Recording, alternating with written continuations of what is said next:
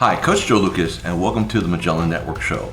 For nearly 30 years, I've been focused on helping advisors become the best both personally and professionally. This show is dedicated to sharing with you tools, tips, strategies, distinctions, things that are working now. I'd love for you to take a moment, and if you're watching this on YouTube, click the like button and also the subscribe button so you get automatic updates. And if you happen to be listening to us on a podcast, make sure you're subscribed to the podcast and you leave a positive review for us. Now, with that said, let's get to today's episode. Hi, this is Coach Joe Lukacs, and welcome to this episode of the Magellan Network Show. Hey, in this episode, I'm gonna talk to you about why I took really like a 72-hour sabbatical recently, and why I believe every advisor needs to do so. Look, let's be realistic here and look at the facts. Facts are, last 14 months or so have been not normal for pretty much all of us. And what I have found with myself is when you can't kind of do the things that you normally used to do. Like for me, if you said to me, okay, what is the optimal model for myself, business life, personal, professional, right? I would always say it's, a couple of weeks of intense coaching, intense content creation, intense, getting out there and doing what I do, and then it's some downtime. So it's almost like, think of it like interval training, right? So you go kind of hit it hard for a couple of weeks, right? And then you kind of shut it down. And for me, because I've worked out of my house for like literally over 20 years, decades, right? What I found also is that if I try to do downtime here, this room is very accessible to me, and it's a beautiful room. It really works for me. But your brain, at least for me, and I talked to many advisors, many of my clients, and what I've found is that I think there's a lot of people, and I put myself there included, whose kind of working concept has been, well, I really can't go anywhere, I really can't go on vacation, therefore I will just fill in the blank. And normally that blank is filled in with W-O-R-K. And look, I'm 100% guilty of that. I'm a worker by nature. I'm a grinder by nature. There's always the next project. There's always the next email to write. There's always the next video to record. And for me, that's how I feel productive, right? That is my rule around productivity, which is creating things, doing things, responding to things. And what I've recognized, and I've kind of seen this in myself, I think about the last time I really had some downtime was February of 2020. We actually had an event, and I grabbed some time, and then I've been doing some spattering of windows here, like in July, and so like every couple of weeks I get 48-hour little windows, stuff like that. But what I started to realize was back about a couple days ago, and I'm recording this on the 29th here of April, about a week prior, I started to look at my upcoming schedule, and I'm kind of excited because we're getting back on the road. We're going to be in Scottsdale in May for about 12 days. I'm hosting 2 events. I'm speaking at a 3rd event. So it's very cool. So after not being on the road for like literally a year and change, we're going to have this compressed window to get a lot done.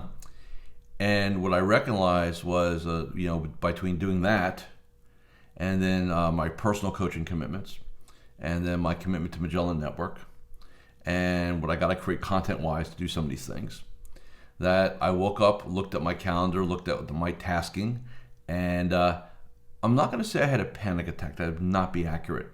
But I felt a real sense of overwhelm. That, man, how am I going to pull this off? And when I say pull this off, let me be very clear. It wasn't about pulling it off as, man, am I going to have the time to do all this? The answer is yes, I have plenty of time, right? I can do stuff on Saturday, do stuff on Sunday, get up at 4:30, rock stuff up till, I've got plenty of time, right? Not the issue. But even advisors, all of you, my audience, right? My tribe, my community, a lot of times what we do is not about time. Creating a financial plan has a time component to it. Reviewing somebody's allocation has a time component, right? Tax planning has a time component. But the real cost, the real drain is not time, it's a mental and emotional energy. when your financial planning is again, I'm not a CFP, I'm not an advisor, but I breathe and drink the water and the air of them, and have so for nearly 30 years. Financial planning is much an art as it is a science, as much of a creative problem-solving process as it is an intellectual information one. And if you're going to solve people's problems and then communicate how you want to solve them, right, which takes more energy, if you're kind of hitting E on the tank, you will put the time in, you will go through the motions of doing it. But that's all it's going to be. You're not going to really be fully engaged. And I found myself last week teetering on the concept that I might be going through the motions soon, that I may be just kind of hanging in. And that is not the way I roll. It's not the standard I have for myself. So I teach a concept called strategic calendaring. So it's a calendar that's out, many quarters, and it saved me. It really, really saved me, because I looked at my strategic. This is where the whole concept of looking at May and kind of what June looks like, and I said, man, I'm entering a 5-week window here, where I've got to really do 2 intense personal coaching weeks back to back. Then I've got to jump on the airplane for the first time in literally 16 months. And I used to fly 50, 60,000, 70,000 miles a year. And I haven't been on an airplane in 15, 16 months. October of 19, so whatever that means, right? And then I'm going to go to Arizona, right? I'm going to go to Scottsdale, and it's like I'm going there on vacation. I got to go do live events, but we haven't done those in over a year, right? So man, how's that going to fly, right? In hopefully the tail end of our pandemic here. And then I'm going to speak at a conference, which I don't do a lot of speaking these days. I just not my thing anymore, right? So I got to do that. And I realized that if I went into this window, where I am today, I will get through the window. But that's about all I can guarantee. Look, I will get through this, and that is not the goal. So I looked, and I realized I had this window of time. And my office is on the second floor of our home here in Florida. I go downstairs. I talk to my wife, my business partner, my wife, my all partner. And I said, I'm getting out of here. Like, I just made a declaration. Like, I don't know where I'm going yet. I don't know what the drill's going to be. I don't know for how many days it's going to be. But I'm going to shut it down. And I said shut it down. I mean, like, literally, basically almost go dark. Like, I'll deal with 911s, but I'm not going to go bring projects with. Normally, when I go away, I say, okay, I get some creative time. I can write some, I think about what else I can teach and what else I can coach and train on. And this time I was very intentional not to do that. Like, I did not bring my business computer. I left my notebook home. And I did my morning ritual. I did everything. I do everything that I need to do, right, to keep me, walked every day, did all those things. But I'll tell you what, I live here in Melbourne, Florida. We drove down to Fort Lauderdale. I like the vibe there, I like the scenery there. And I didn't even know how that was going to turn out, quite frankly, because we haven't been there since the pandemic, right? And so what I realized was, getting there, things were, I'll say, relatively normal, considering. And I felt really good on Sunday afternoon. We go to our favorite little place. It's on the intercoastal, boats/yachts, right? There's people. It's a good vibe. Weather's perfect the whole time. And I can start feeling myself like decompress, right? Then I get up on Monday morning, watch the sunrise over the ocean, which is my jam. And man, I start to feel really, really good. Like it's almost like the sun, the rise of the sun over the ocean was like it was like solar energy. I just felt myself getting more and more energized, right? And I did that for 3 days. And in that 3 days, I realized, because here's the thing, and this is kind of the message. It's really easy to burn out. It's like the frog in the pot. You put a frog in cold water, turn it on, slowly it'll simmer and burn and boil out. If you put the frog in the boiling water, it'll jump out, right? We all know that old story. And that's kind of what happens here. It happens so slowly. It happens so slowly that you just don't realize it's happening. Look, I had a client recently go to Hawaii, which, for many of you know, that's in normal times, that's not an easy trip, right? Even from the West Coast. But pandemic-wise, with quarantining and stuff like that. And I remember I got an actual text from this person. They were going to be there for 2 weeks. And about 4 or 5 days into it, I got a text saying, I didn't realize, this is the first time I woke up this morning. I felt very different. I didn't realize how burnt out I was until you're not. And so this brings me full circle to the conversation about strategic calendars. If you're a financial advisor and you don't operate with a strategic calendar, if you don't have your days and weeks declared quarters out, now my minimum standard is 4 quarters. I like to see 6 to 8 quarters. Some of my clients throw out 3 to 4 years on their calendars, right? And look, when I say 3 to 4 years, people automatically, oh my God, that's really rigid, and how can you do that? And it's a working concept, right? You can change anytime you want, right? But it gives you clarity, and it really saved me because I thought about, the other morning when I was down in Fort Lauderdale, I thought about if I didn't look at my strategic calendar and have this aha moment, what would I have done? And the only answer I ever came up with was I just keep doing what I'm doing because, we're all creatures of habit.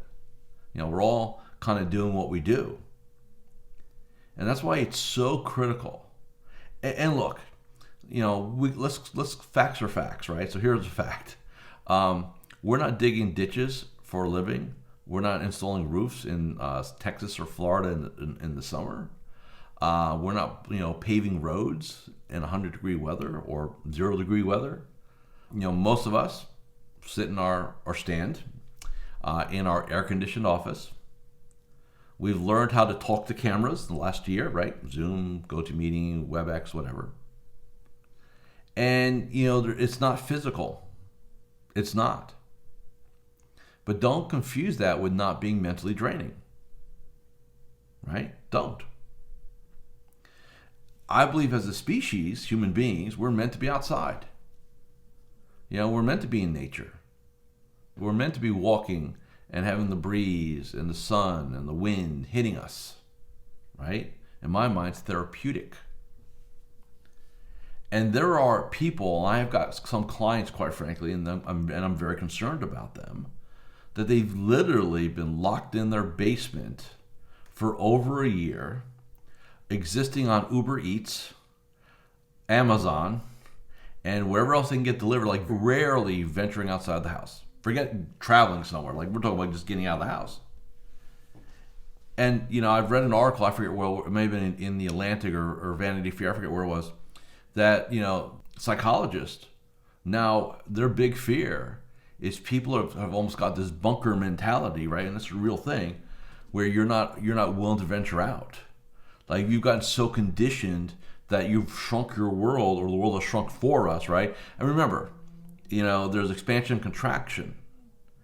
And a lot of times what happens is if you're not always expanding, there's a force of nature that wants to contract you, right?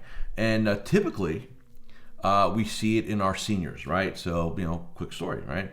So somebody's a certain age, they say, well, I can't exercise the way I used to exercise. So they stop going to the gym, they start walking, right? So they lose that social interaction, right? So the world shrinks a little bit, right? Then they get to an age where, driving is not a good idea. So they give up their car, right? Now the world shrinks a little bit more, right? They get they're older, their health is not great. Travel's a problem now, it's problematic, so they travel a lot less. World shrinks some more for them, right? Then till they get to a place where their world exists of a room and an assisted living facility, maybe a bus trip to the mall once in a while, and maybe walking around the grounds. So their universe has gone from the world to, I don't know, couple thousand square yards, right? Something like that. I mean, it happens, and I think it's happened for people in their 40s, in their 30s, in their 50s, who have been, kind of trapped. And it creates a psychology. It really, really does. And I've been out and about. So look, I live in Florida. I've been out and about. Again, here our state operates a little bit, different than some others. But now I got to get on an airplane. And I've been, like I said, and I was thinking about that while I was away. I go, man, like that's going to be interesting. I haven't done that in a while, right? And I used to, like I said, I used to fly all the time. I got myself kind of caught up in that. Well, okay, my world has collapsed a little bit. I mean, realistically. Now, I was telling my wife the other day, we were driving to Fort Lauderdale, and I go, this is the furthest I've been away from home in 16 months. Like, I'm 150 miles away from home. Like, normally, I think the furthest we ventured was like 75, 80, right? Vero Beach, Jensen Island. And, just getting that downtime is so important. So what I want to really message here is you got to get some downtime. And I'm going to let you all decide what that means to you, personally, family-wise. But do not think, well, I'm just going to work around the house, or I'm going to work in the garden, or I'm going to work, because I did that. I've been there, done that for the last 14, 15 months. It doesn't change the scenery. It may improve it, depending on what you're doing, but it doesn't change it. And we all need to change the scenery. I realized that if I didn't give myself permission to get some downtime, like I said, a little 72-hour mini sabbatical, nothing earth-shattering here, right? But if I didn't do that, I would not be serving my clients well. I would not be up to standard. And I guess the question is, if you don't do that, can you really say to yourself, look yourself in the mirror and say, I am doing the best I can for my clients because I know that I'm at my best? How would you answer that question? So go ahead now and answer it. And then I challenge you, I implore you to take the appropriate action. Hey, thank you for listening, and thank you for watching this episode of the Magellan Network Show. Thank you for watching or listening to this episode of the Magellan Network Show. Hey, if any of this resonated with you, I invite you to come to MagellanNetwork.net, and we have a powerful group coaching community of like-minded advisors. Come in for a trial. You and I will have a one-on-one conversation. Let's see if I can help elevate your game, both personally and professionally.